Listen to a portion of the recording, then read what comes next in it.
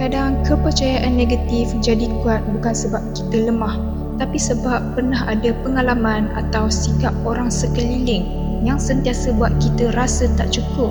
Mungkin dulu kita pernah gagal, kena kritik, dan setiap kali perkara ini berlaku, rasa tidak yakin dalam diri kita semakin kuat.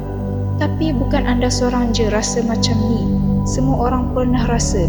Cuma beza dia, ada orang bila buat silap atau kena kritik, dia terus rasa tak layak. Tapi ada juga orang yang cakap pada diri dia, aku buat silap, tapi tak apa, lepas ni takkan ulang lagi. Aku dah cukup bagus, aku tetap bangga dengan diri aku.